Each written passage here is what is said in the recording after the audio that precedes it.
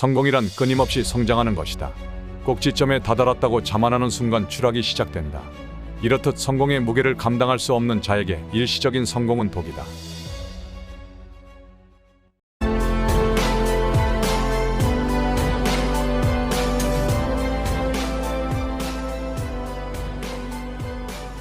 자산 123조 원에 달하는 아마존의 제프 베조스가 네덜란드 조선소에서 주문했던 초대형 요트의 가격이 무려 1,500억 원대였다고 하죠. 그의 자산은 123조 원에 달하니 1,500억 원은 별거 아니게 보입니다. 또한 이 정도가 되어야 사치한다고 말할 수 있겠죠. 겨우 몇 억짜리 슈퍼카를 한두 대 가지고 있는 건 비교하기도 어줍지 않은가요? 더구나 외국의 슈퍼리치들뿐만 아니라 국내에서 내로라 하는 그룹 회장들이 전용 비행기를 소유하고 있다는 사실과 견주어 보아도 초라하기 짝이 없는 수준이죠. 이에 반하여 삼성의 이재용 회장은 엄청난 부자임에도 막대한 유지비를 절감하기 위해 전용기를 매각했다는 점도 새겨들을 만한 이야기입니다. 이보다 더 안쓰러운 건 안정적인 리치의 반열에 오르기도 전에 급작스러운 성공에 취해서 지속가능 경영에 몰두하지 않고 자만에 빠져 미리 샴페인을 터뜨리는 무모한 배짱입니다. 성공이란 끊임없이 성장하는 것이라는 공식을 잊었기 때문이기도 합니다. 아무리 젊은 나이에 성공했다고 해도 절대 따라하면 안 되는 기업이 있습니다. 사업으로 성공하여 백만장자 반열에 오른 것으로 지레짐작하고 분수 넘치는 사치를 벌이고 때일은 축배를 들어올렸던 한 젊은 사업가의 사례를 들어 알아보도록 하겠습니다. 센세이셔널하기는 한데 실제로는 그다지 드라마틱하게 여겨지지 않는 삼류 드라마와 같습니다. 먼저 성공과 몰락의 히스토리에 대해 알아보고 원인과 문제점 등 반면교사로 삼을 만한 것들을 파악해 보겠습니다. 2016년 10월 벤처업계에 충격적인 소식이 날아듭니다. 청년 성공 신화로 센세이션을 일으켰던 당시 29세의 황효진 대표가 매출 500억 원대 신발업체 스베누를 갑자기 폐업한다는 폭탄 선언을 한 것입니다. 10에서 20대를 겨냥한 가성비 좋은 운동화로 큰 인기를 누린 스베누의 몰락에 벤처업계가 놀랐습니다. 이러한 폐업 선언으로 모든 온 오프라인 직영 가게는 사라지고 제품의 모든 공식 판매는 오렌지 팩토리라는 복합상가에 넘겨지게 됩니다. 오렌지 팩토리가 한물간 브랜드의 재고 처리를 전문적으로 하는 업체이기 때문에 사실상 영업권 및 자녀 재고 양도 후 브랜드 철수를 뜻합니다. 2016년 10월 7일에는 스베누 홈페이지까지 완전히 폐쇄되면서 폐업이 확정되었습니다. 이후 스베누는 땡처리로 팔리면서 5만 원 이상이던 제품들이 일부 쇼핑몰에서 990원에 팔리기도 했다고 합니다. 강원도 출생인 황효진은 2007년 아프리카 TV에서 NJ손익이란 이름으로 인기를 얻었습니다. 이후 각종 스타크래프트 강좌와 경기 중계로 승승장구하던 그는 본격적인 사업에 뛰어듭니다. BJ 활동을 통해 얻은 수익 기반으로 2013년 10월 22일 신발팜이란 온라인 멀티숍을 오픈했습니다. 신발팜의 상품명으로 스베누라는 이름이 처음 등장하게 되었고 오프라인으로도 진출의 이듬해인 2014년 7월 12일 스베누 1호 매장인 화곡점을 개점했습니다. 그리고 폐업 직전까지 101개의 매장을 오픈했습니다. 그는 빠른 시일 내에 상품의 인지도를 높이기 위해 광고에 집중하는 전략을 구사했습니다. 이것이 잘 먹혀들었기에 짧은 기간에 인지도가 급상승하게 되었습니다. 유명 SNS 계정을 통해 광고를 살포하고 각종 유명 블로거나 자칭 페북 스타 등을 이용해 홍보를 이어나갔습니다. 여기에 그치지 않고 다수의 유명 연예인들을 모델로 섭외하거나 드라마, 예능 프로그램은 물론 온라인 게임에도 협찬을 하는 등 더욱 적극적이고 매우 공격적인 마케팅을 통해 큰 인지도를 얻었습니다. 이를 기반으로 그는 레버리지와 투자 유치를 통해 오프라인 시장으로까지 영역을 확장해 나갑니다. 핵심은 공격적인 광고 마케팅이었습니다. 톱스타인 아이오, 송재림은 물론 걸그룹 AOA와 전속 모델 계약을 맺고 심지어는 할리우드 배우 클로이 모레츠까지 모델 계약을 맺었습니다. 또한 MBC 수목 미니 시리즈 앵그리맘을 협찬하기도 했습니다. 이렇듯 유명 셀러브리티와 엔터테인먼트 마케팅으로 스베누의 인지도를 크게 높였습니다. 하지만 이러한 전략에만 지나치게 치중하다 보니 후에 이게 독이 되었습니다. 매출은 나고 있지만 투입한 마케팅비 대비 매출 증가세 매우 저조했습니다. 즉 여건이 맞지 않음에도 불구하고 마케팅비가 너무 과도한 것이었습니다. 중소기업 현황 정보 시스템을 보면 2014년 말 스베누의 매출액은 104억 원이지만 영업 손실이 2억 원이었습니다. 광고비로만 무려 20억 7천만 원을 쓴 결과였지요. 건물 임차료 인건비 등 고정비를 빼면 적자가 날 수밖에 없는 구조였던 겁니다. 그럼에도 불구하고 출혈 마케팅은 줄지 않고 오히려 더욱 증가하여 2015년에는 광고비가 82억 8,700만 원으로 증가했습니다. 이는 위메프 등 웬만한 대기업 마케팅비보다 많은 것이었습니다. 더 중요한 점은 제품 품질의 개선에 나태했다는 점입니다. 그러다 보니 소비자 불만이 쇄도했습니다.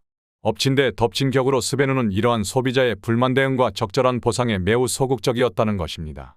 주된 것은 제품의 물 빠짐 위험 현상이 심하다는 것이었습니다. 그러나 스베누는 품질 개선보다는 땡처리로 현금을 늘리는 전략을 택했습니다. 소비자 불만이 걷잡을 수 없이 커지자 황 대표는 뒤늦게 수습에 나서기는 했습니다. 전국의 신발 연구개발센터 R&D를 열어 품질을 개선하겠다고 밝혔고 2014년에 문제가 된 물 빠지는 신발을 리콜하겠다고 나섰던 겁니다. 하지만 이런 조치로 사태를 반전시키기에는 이미 늦은 상태였습니다. 모든 영업을 중단할 수밖에 없는 처지로 전락한 것입니다. 사태를 더욱 악화시킨 행동은 회사의 매출이 줄어들자 땡처리 판매에 나섰다는 것입니다. 1만 원도 안 되는 가격의 신발을 시장에 뿌린 것이죠. 이 때문에 101곳의 가맹점은 엄청난 피해를 보게 됩니다. 20대 젊은 청년의 성공 신화가 4년 만에 막을 내리게 된 이유는 무엇일까요? 우리는 스베누의 창업, 성공과 몰락 과정에서 어떠한 교훈을 얻을 수 있을까요?